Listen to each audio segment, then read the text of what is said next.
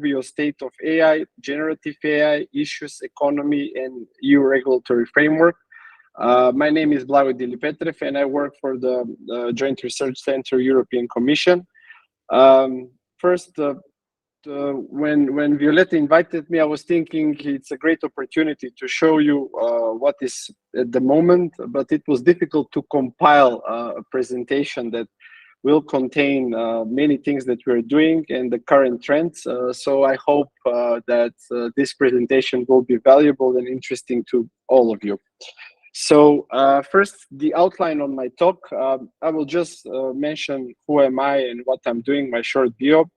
I will inform you what is a Joint Research Center and how it's functioning in the European Commission, which I think it will be interesting for many in the audience.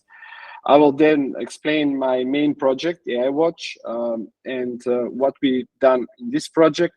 After that, I will talk about generative AI, which is the topic, I would say, in the last year for sure, and it's really important, and I think I will give you some highlights what is currently the most state-of-the-art and where are we moving. Of course, this is invitation from Faculty of Economics, so I will share a couple of slides, especially how AI impacts economy in job creation, public opinion, and startups. Then I will say what are the main issues in AI at the moment and what European Union is doing with the ethical guidelines regulation of high-risk systems. At the end, I will just a little bit try to wrap it up in a nutshell about artificial general intelligence and let's say what are my predictions and what are my recommendations. I think the talk will be around 50 minutes. The last time I tried, it was 50 minutes, so I expect it's going to be more or less the same. So my short bio, I will start with my education. I finished the electrotechnical faculty in Skopje, and I did my master there and started the PhD, and I did my PhD there. But in the meantime, I was applying for different scholarship, and in 2009, I got the scholarship from the government of the Dutch government in the Netherlands. So I went to a PhD in TU Delft that was from 2010 to 2016. Most of my career, I was working as a researcher. So I started as an assistant, senior assistant, docent in Macedonia, associate professor, and at the end, full professor. I'm working mostly in the Faculty of Computer Science, and since 2017, I'm working for the European Commission Joint Research Center in Ispra. First, what is Joint Research Center? So Joint Research Center is the science and knowledge service of the European Commission, and our mission is to support EU policies with independent evidence through the whole policy cycle. In a nutshell, what we produce is scientific evidence to improve policies in Europe. So we contribute in different fields. I will talk mostly about AI. Of course, top of the pyramid is our president, Ursula von der Leyen, and let's say my director general is Stephen Quest, and I'm in Directorate T. As you will see, these are some GRC facts and figures, and it's a quite large organization. So we are talking about somewhere around 2,800 people staff, and this is, I think, only the scientific part of it. It has budget of around 500 million euros, and it has 50 large research facilities, and it is located in 3 places in Europe. The one that I'm in, it's in Ispra. It's very close to Milan, so North Italy, and it is the biggest, let's say, facility of GRC, but there are also outposts in Seville, in Petten, and in Karlsruhe, and there is also one in Brussels. So it's a quite big organization, and we are supporting all the DGs in Brussels to produce better policies across everything, from civil engineering, economy, up to which I will present now, computer science. Since I joined GRC in 2017, this project AI Watch started in 2018, and I've been working on these projects ever since. So This AI Watch project is having like 5 working packages. There were less, more, they are changing depending on the objectives. But in a nutshell, we are focusing on AI enablers to understand the role of data in infrastructure, empowering AI systems, AI landscape, an overview of analysis of a global and European AI landscape, AI standards, which I work mostly, it's evolution of AI technology. Let's say this is my primary task where I analyze the evolution of AI technology, methodologies, breakthroughs, and benchmarks. Because of my technical background, this is what I was mostly doing in the last 5.5 years. And we have colleagues working on trustworthy AI that analyze the impact of AI on people and society. 2 tasks that I've been involved is evolution of AI technology and AI landscape. AI landscape, I will show a slide later, was mostly done by my colleagues for economy in Seville, and they are analyzing the global players around the world that are using AI and benchmarking different regions, as you will see in a slide later. These are screenshots of my couple of my publications. What I'm personally very proud is Artificial Intelligence, a European Perspective, which was published in 2018. And this was the first flagship report of Joint Research Center. And it really got a lot of attention. And we went to, also my colleagues and my superiors went to many meetings in the parliament, many meetings in the council, and in the commission, of course, in all the DGs. And I think with this, let's say the development in the commission and in my unit especially went towards artificial intelligence. Later we did many other reports like historic evolution of AI, AI Watch defining artificial intelligence, which is the report for the taxonomy of AI, assessing technology readiness level of the artificial intelligence. So most of the output is scientific reports, but we also do, or I do, a lot of science, classical publishing in journals, and these are the 2 papers that I have selected among many in scientific journals with impact factors. So it's a combination of all this work, plus we have sometimes collaboration with outside. In this case, it's UNAI. It's an exhibition in museum in Milan. Most of my presentations have links, so on the links you can get more information about what I'm presenting. Since this presentation, I think when we discuss with Violeta, I will try to make it as general as possible so everybody can understand. We will not go deep into technologies because that would be a presentation for a different type of audience. So I think the inevitable question always is, what is AI? So and the truth be told, I think it can be even a joke. I think any researcher in AI has its own definition. But what is important to understand is that AI, it is a technology, and I really like this definition, which is currently on the screen. A very general mental capability that, among other things, involves the ability to reason, plan, solve problems, think abstractly, comprehend complex ideas, learn quickly, and learn from experience. So this is the definition of intelligence, but I spend a lot of times in this, let's say, debates. But for the general audience, I think it's more important to understand that AI, it's like a big umbrella, and there are many technologies that fall under AI, but some of them are machine learning. And at the moment, we are living in the world of machine learning. So most of the algorithms that are used and that are used by anybody are machine learning. And there is also a subfield which is called deep learning, which is, I would say, a large percentage of what we are also using today. So these are the 3 key terms that people should know and understand. If you go to the specifics, you usually speak about deep learning. If you go to the overall, you talk about artificial intelligence. What is a profound difference is that because on my background, I'm a classical programmer in my vocation as a faculty. So previously we were writing programs that took the rules, it took the data and give us the answers.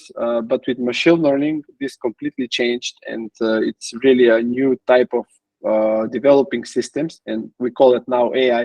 But that's completely fundamentally different. That we take data, we take answers, we train them.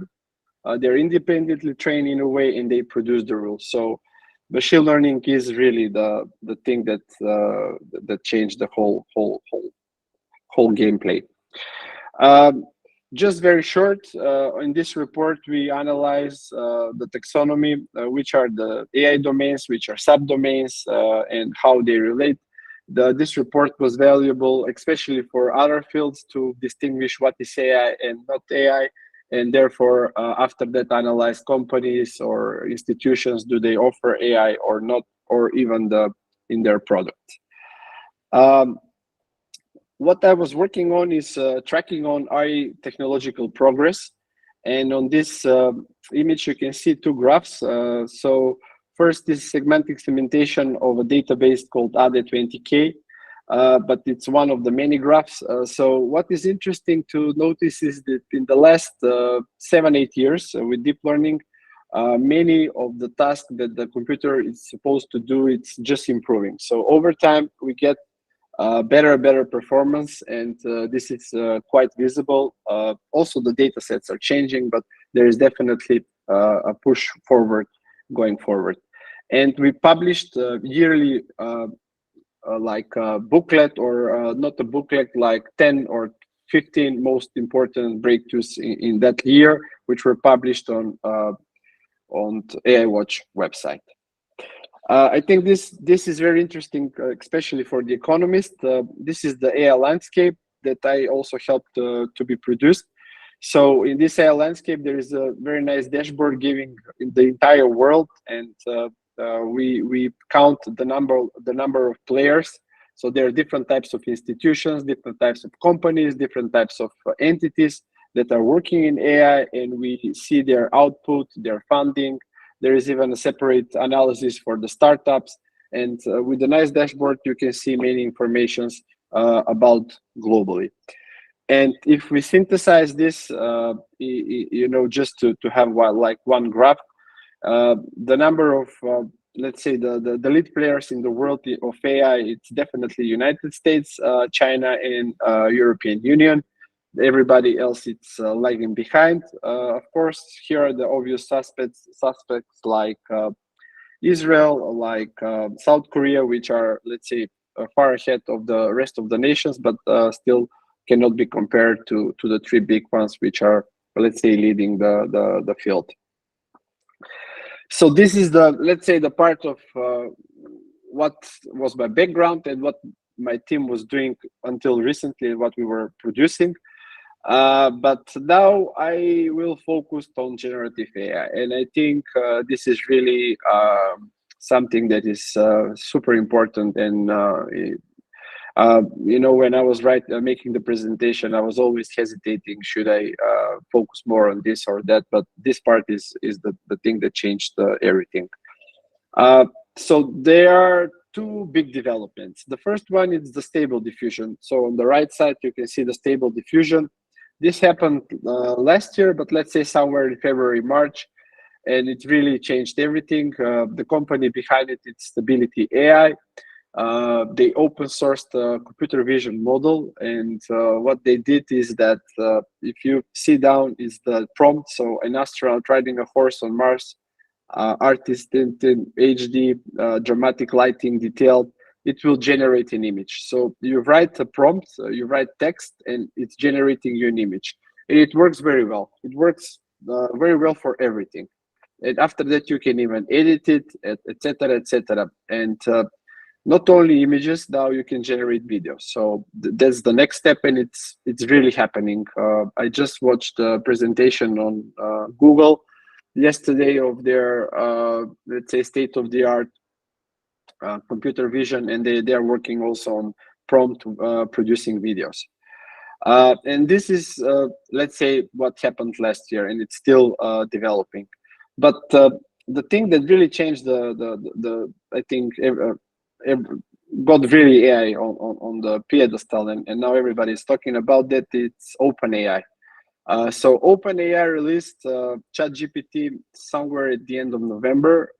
So I think December it was already available, and it really was something astonishing. I was completely caught off guard of the capabilities, and I think it's not only me, as you will see later, many others.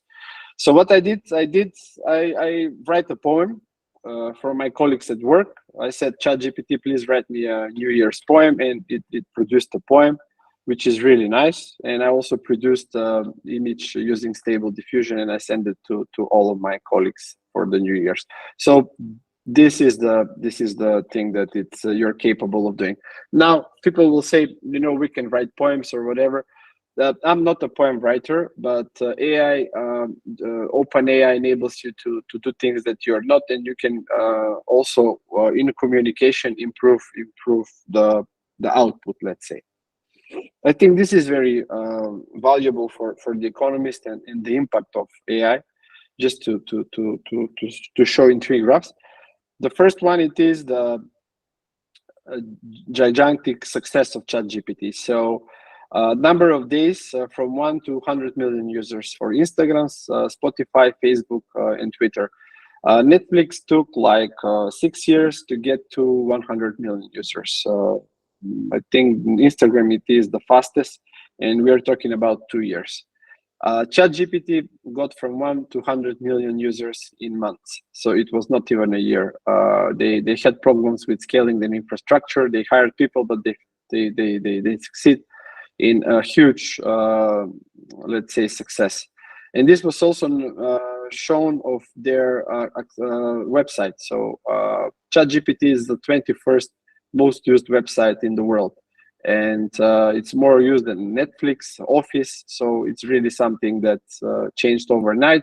And also, if you and everybody can do this, just compare the Google Trends. You will see that it's on par with TikTok. With TikTok is the most used social network. So this is really a big success in a very short amount of time.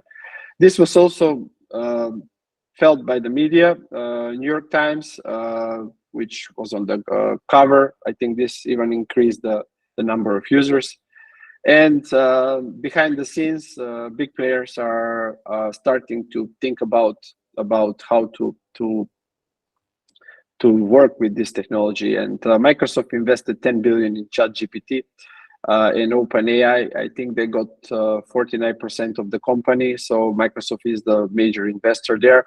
On the other hand, Google, which is one of the companies that could be most affected by ChatGPT, issued like a code red. So they really put a lot of efforts to build a competitor or to just make a better ChatGPT. So I think we are at the moment which I always say it like an iPhone moment. So this is the moment where things will change and going forward. ChatGPT is part of, they're called large language models. So these large language models are can be used anywhere. So I just showed the graph. There isn't one, I think without exception, all sectors, all domains will be impacted by the large language models. So I'm not talking about ChatGPT now. I'm talking about a huge umbrella of different types of technologies around language modeling. And ChatGPT is only one of them. Of course, the most powerful and of course the most famous, but there are many others. And that will help us communicate with the systems, and it will be improving communication between human and machines. And again, impact, I think it's inevitable in every sector without exception. Now it depends. Some sector will be faster, some sector will be slower due to many reasons. Global Unicorn Club. This is CV Insights. It was published recently. And on the left, you can see artificial intelligence companies. Just to let you know, this part didn't exist 7-8 years ago. So this was zero. There was very few unicorns in AI, especially private health, 5 or 10 years ago. So this is a completely new new group of companies, and as you can see, the first one on the list is ByteDance. ByteDance is the owner of TikTok, but in a nutshell, ByteDance is an AI company because they have the best algorithm to give you the best recommendation engine. So again, the things about AI are really on exploding, and it's the talk in the corporate America. Seeing that the talk on AI and machine learning extremely increased in the first quarter of 2023, and this coincidence with ChatGPT and stable diffusion in a way. This is a graph showing, this is coming from AI Index. It's a great report published by Stanford every year. And it gives you a lot of nice graphs and insights of what is happening in United States, but even around the world in AI. So I recommend to see the report just for your information. And the number of jobs posting in AI is still increasing, although, as you know, we're in a semi crisis due to Fed increasing the interest rates and et cetera, et cetera. So, but the jobs and the market is stable, and it's not only stable but growing. I think this illustration, I think it's worrying me. I must admit, one of the things that we need to be more vocal, and I think even this presentation goes in that direction, is public opinion in AI. So what's the issue? The issue is that all Western countries, without exception, are on the low end. So the public opinion in AI is quite low. And we are talking about France, 30%, US, 35 something, Germany, 37, Belgium. If you see, these are all, without exception, developed countries, countries of the West. Their public opinion in AI is quite low. And on the other hand, on the top is China, and second is Saudi Arabia, but third is India. So two biggest countries by population and growing economy in the world are embracing AI and are have a high public opinion, while we on the West are pretty down. And this will be a big problem, because I think public opinion is important for the adoption, for promoting, for using, for everything. So if this goes like this, is not going to end up well for the many countries. Of course, I'm not only pink glasses, so not that AI is the best thing and we should 100% approve it, but still this gap is quite visible, and I think it's concerning.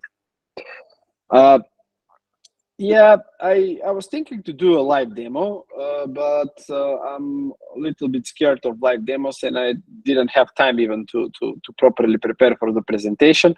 So I will just explain my demo of large language models, what I did and how it works, and I think it will give you an inspiration of the possibilities.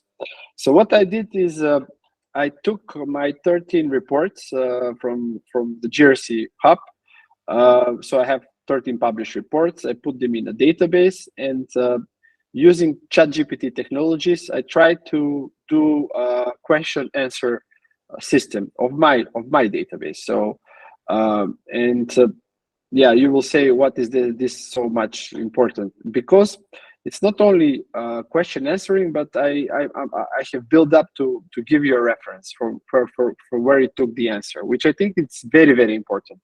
So in this system, if I put a question, what is AI? It's going to give me a very nice definition of AI built on many parts of the report. Well, it will find this context relevant, but it also gives me a citation. So it's citation, some really, this is report defining AI 2.0. This is probably some other report. In fact, these are the reports here which are cited. So I think this is also one possible development in large language models.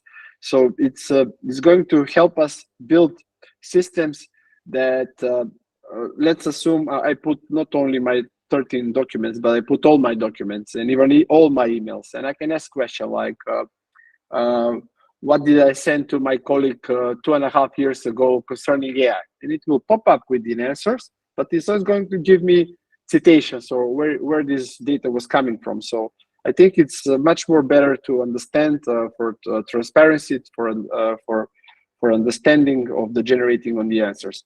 And more importantly, if I ask a question which is completely out of domain, like what is medicine, it will give me an answer that this question cannot be answered. So it's not going to produce something which is not true. So I was doing this demo and I was like, okay, this is really something that maybe I should continue working on because it's really, really interesting.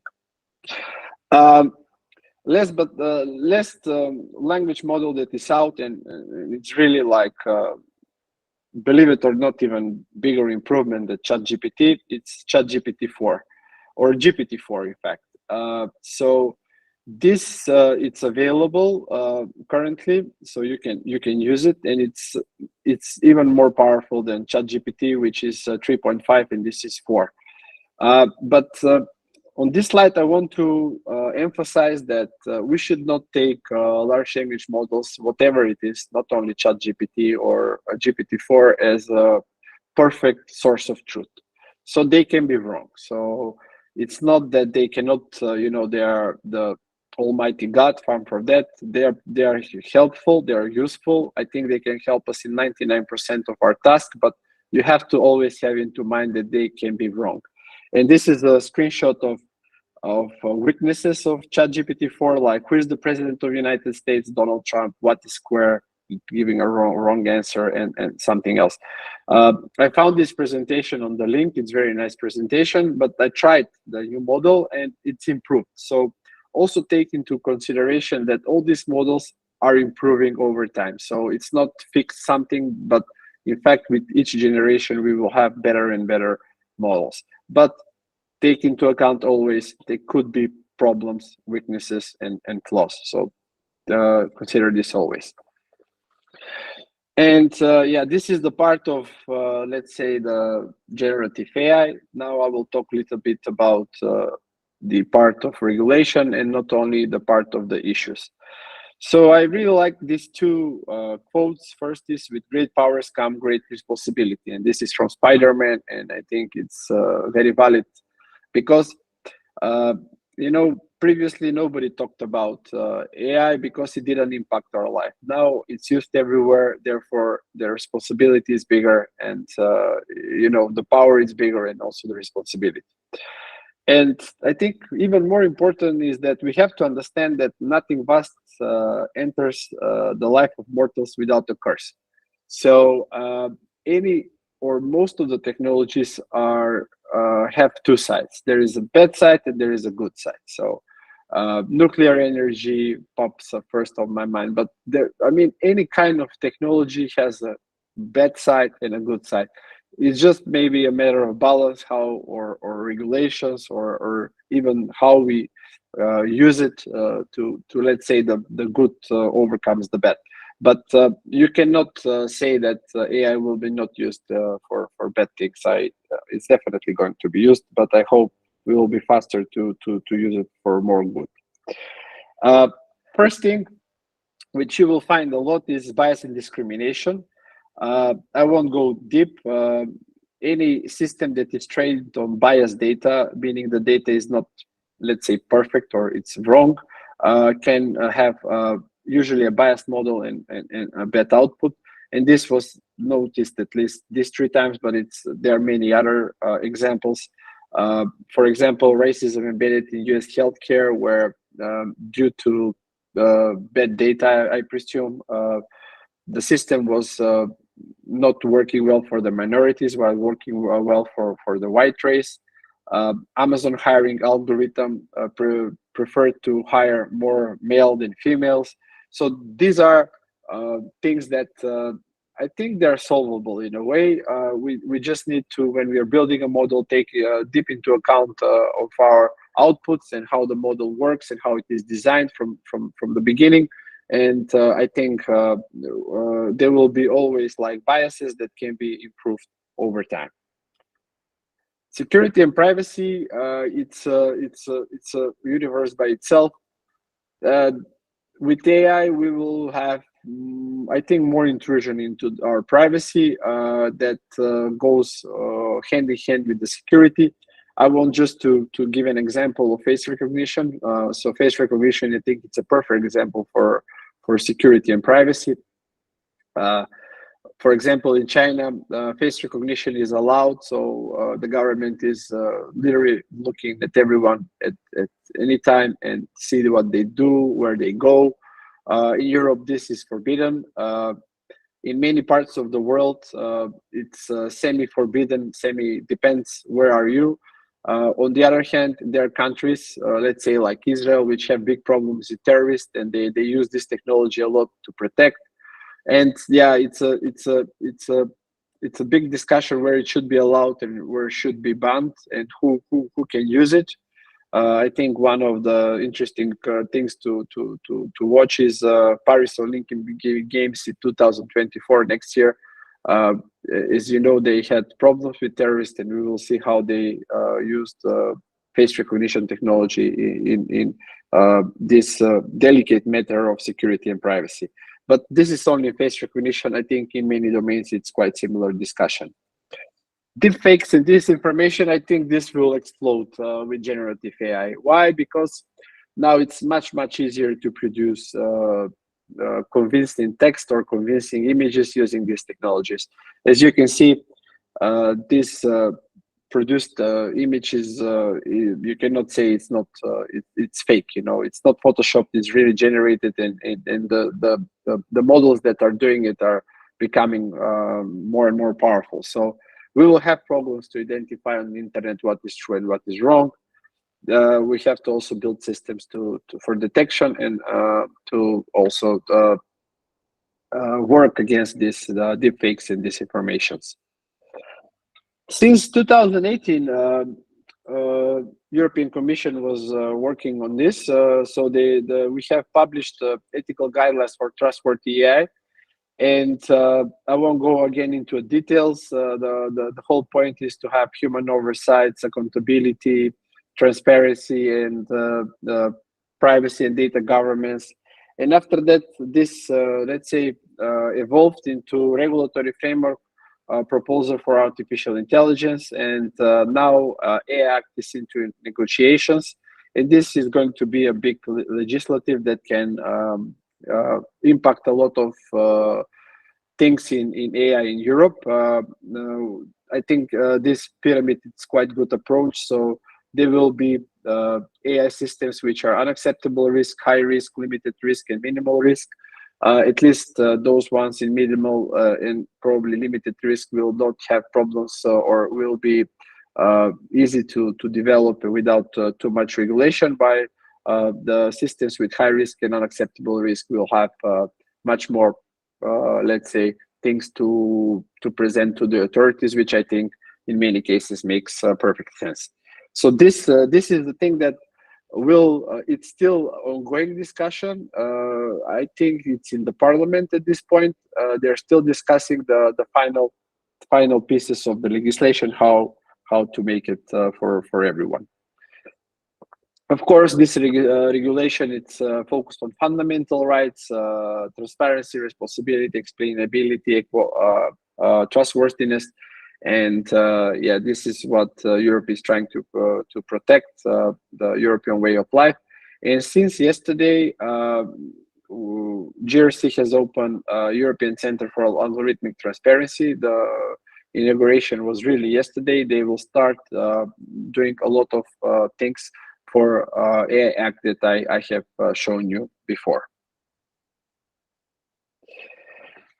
Now, a little bit, how it's called, looking forward or speculating or thinking. So I put here 9 of my favorite books on the topics. I think there are more, but if yeah, the slide could be bigger. So these all books are talking about some possible futures. So master algorithm talks about algorithm that's going to be combined of many possible technologies right now, and it will be AGI. So AGI, it's artificial general intelligence. So this is the goal, to produce AI which is on par with human. So whatever human can do, artificial intelligence, general intelligence can do.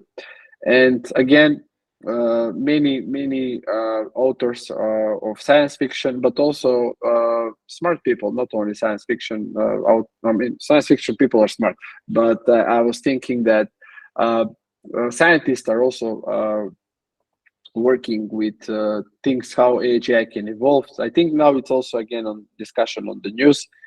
You know, there was a letter, open letter to spouse gigantic AI experiments. So take this into like account, and if you like this kind of books, maybe you should read one of these books. I also suggest also Harari's book of Sapiens and Homo Deus, and you will learn more how technology will evolve in a nutshell, which AI is probably the front runner of it. Yeah, this is the speculative slide, predictions. So it's very difficult to predict. First, I must say that people that even say that they're well in predicting, I don't believe it, and it's in fact this tweet talk. It's the perfect example of why predicting is so hard. So this is Jan LeCun saying that large language models cannot do this, and this is in September 21, so it's last year.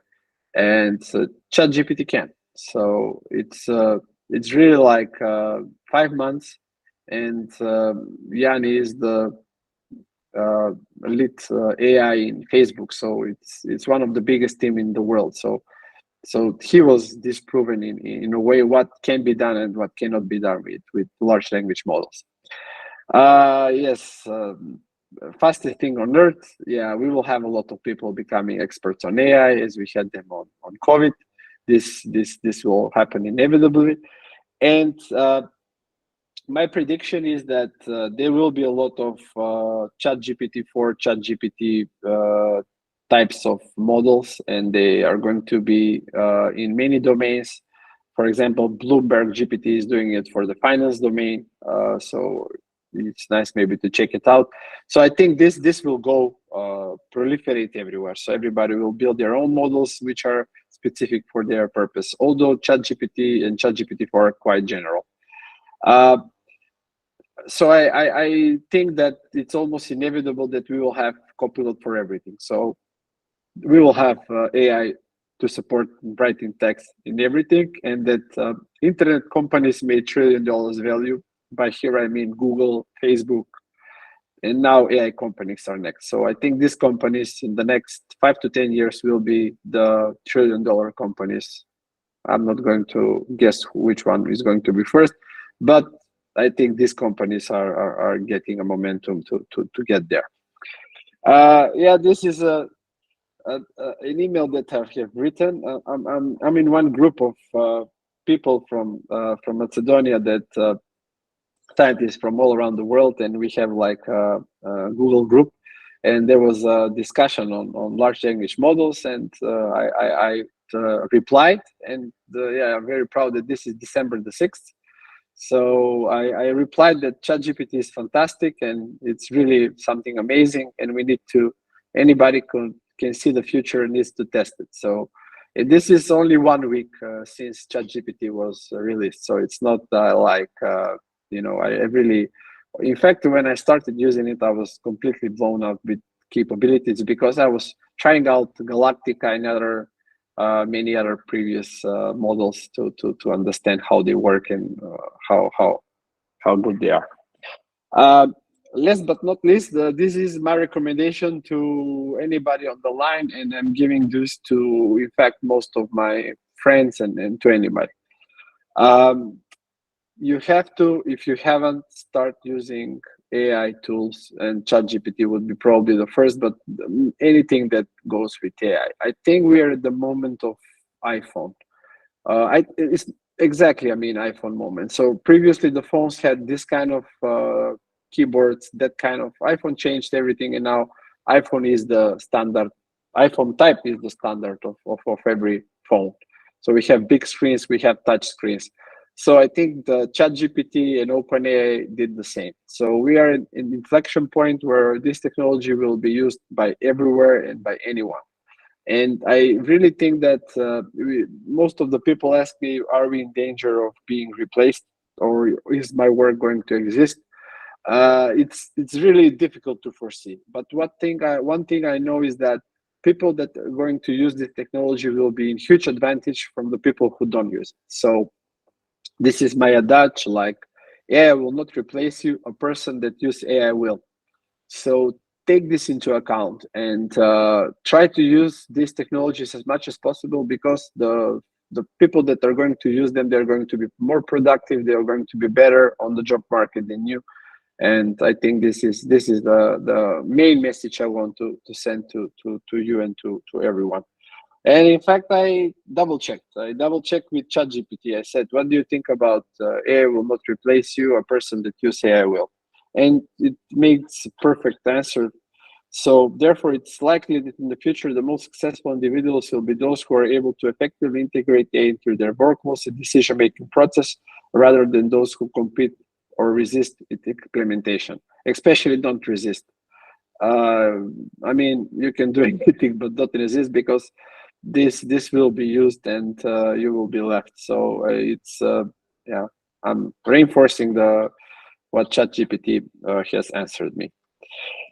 So I hope I was not boring. I don't think that I was on time. I think I took a little bit more time, but because there was no, they told me you can talk a little bit longer. So I think I said everything.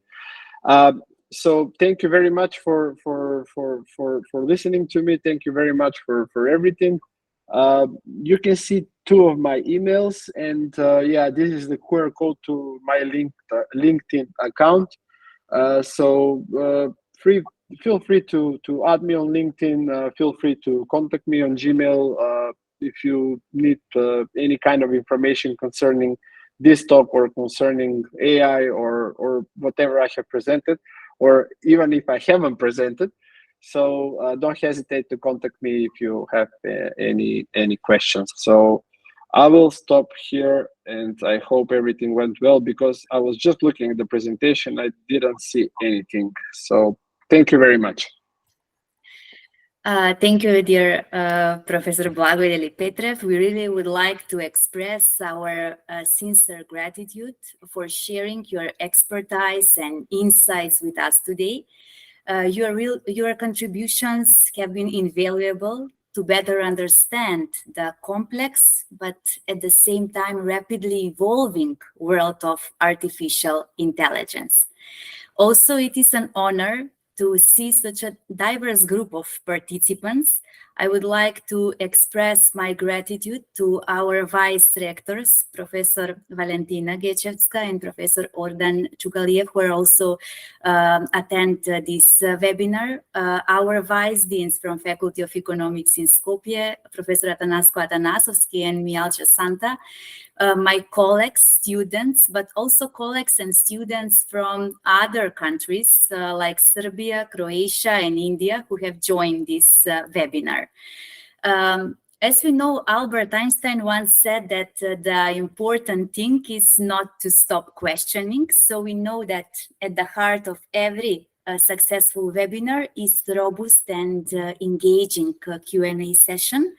So let's keep the conversation going, and please address any questions and comments that you have about this fascinating world of artificial intelligence. So let me know if you have any questions and comments to our invited speaker, Professor Dr. Blagoy Deli-Petrev.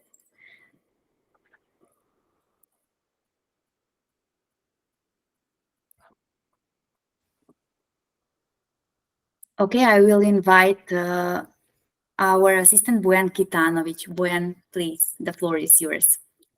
Thank you very much, Professor Cvetkoska, and thank you very much, Professor Deli-Petrev, for the amazing presentation.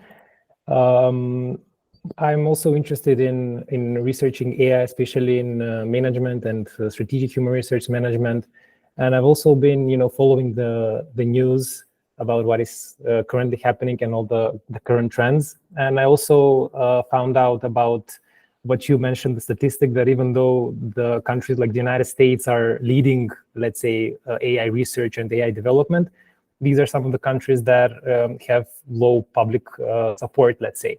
So do you think that maybe a more regulation would be a tool for persuading them that AI can be used for the better? Because at the European level, as you mentioned, there is the preparation of the AI Act, but in the United States, there is no such an act at the moment. It's somewhere between the lines of other, let's say, laws and acts. So do you think that this is a step forward for the public to embrace this technology more? Because it's going to, once it's here, it's going to stay and it's going to be developed further. So I also agree that there is no point in rejecting it. But what do you think can we do, maybe also as researchers, as supporters, to increase the public support? Thank you, Bora, for a great question. I maybe mentioned in the presentation, but I'm a big fan of education for this thing. So I think if I was asked, I think education would be definitely the first thing to do.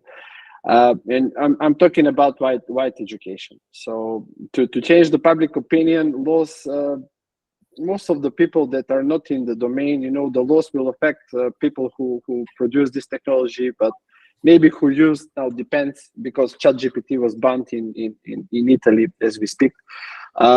So the thing is, I think first and most important first is to have education, and I'm talking again through all groups, through all, to economists, to lawyers, to anybody. So I think this is the thing that first needs to be done. Second, it's on par with regulation. AI Act, it's in Europe, but USA, it's also doing algorithmic act. I don't know if they have the same ideas. I just read that they are doing it. Even China has some kind of regulation for generative AI. So there are regulation popping up there and there. The problem that I see is that this technology, especially in generative AI, was nobody predicted that it's going to become so popular and so used at so short time. So the regulation needs to be fast, and that is a little bit a problem. Working for the Commission, I'm going to tell you, you cannot have fast regulation. It's just impossible. So as some kind of a solution, first is much more education, digital skills improvement, and all that goes into this part. And second would be, of course, regulation. I would say even some kind of a faster regulation if it's possible, but I sincerely doubt. And there will be a regulation. I mean, there will be some kind of regulation, either from Europe, either from United States, or coming up pretty soon. That will change things. Thank you very much. Thank you. Do we have any other questions or comments to our invited speaker?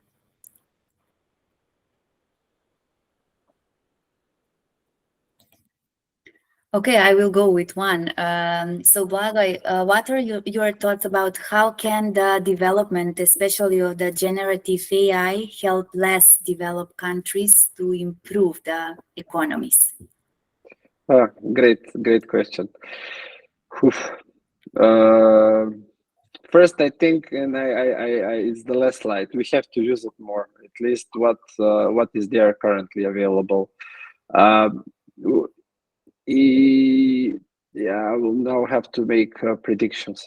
First, we have to use it, definitely. I think these are things like Gmail, like iPhone. If we use it, we are going to get used to it, and this will help us to be more productive as a country, as individuals, and as a society.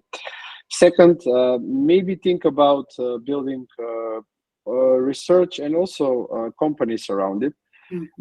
Good thing is now we're in a globalized world. I'm talking English, so I live in Italy. We have meeting in Skopje, so it's not so difficult now to move things if you put things in the right direction, or you make the right let's say ecosystem around it.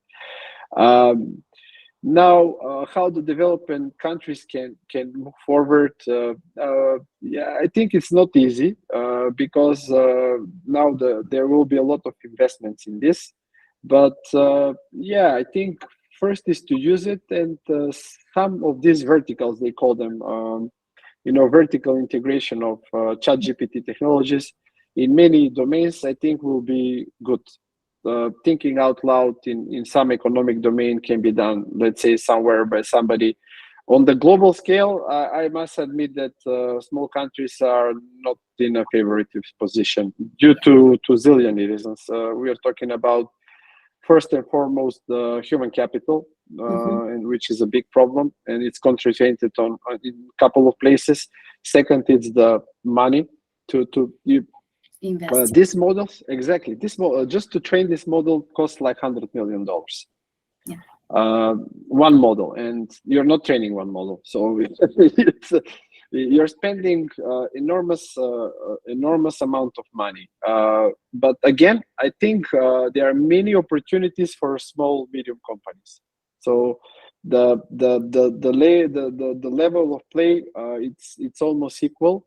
And for small, medium companies to build on top of these large language models using APIs, I think it's open and it's going to explode. So this can be used by anywhere, and I think the developing countries, including our country, can focus more on this second one.